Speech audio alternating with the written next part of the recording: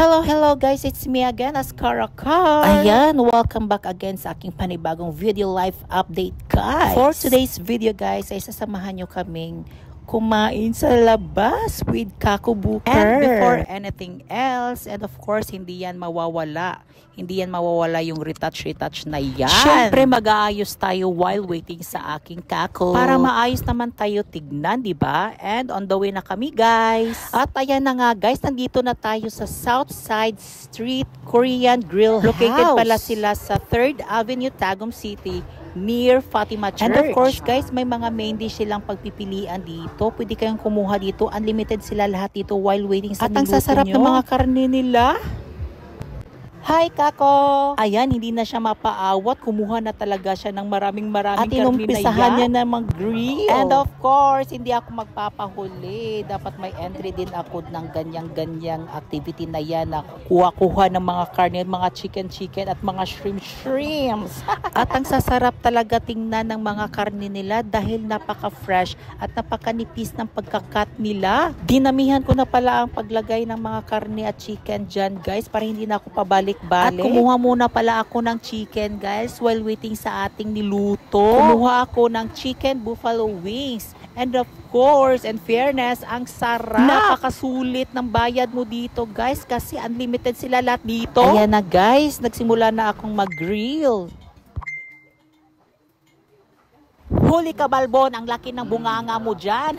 And of course, pagdating sa akin, pa-demure lang tayo dyan para as if Korean.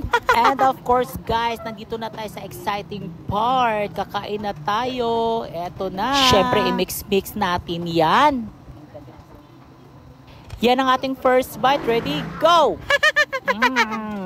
Pasok lahat. And our second round bite. Yan, kumuha ko ng shrimp, tsaka pork. I-mix ko na lahat at ilalagay ko na sa dahon.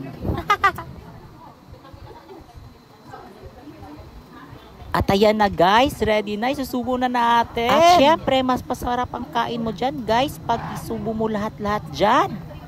At ayan, si Kako na naman ang nag-grill dyan. At syempre, magsi-second round batch tayo sa pagkuha. Actually, guys, sa pagstay namin dyan, nakaka-5th round pala siguro kami na pala siguro ng mga tao dyan. Ikukunti lang kain namin. Ako, hindi. At ito pala, guys, ang retsura ng table namin, guys, after ng 3rd round namin sa pagkain. Demure lang, no? Hindi pa pala kami umalis dyan that time, guys, kasi may mga kasama pa kaming dumating. And speaking of, nandito na si Edward. Nanguli na lang ang mga batch nga nangaon diri.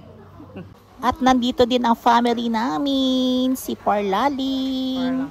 Hi! Smile!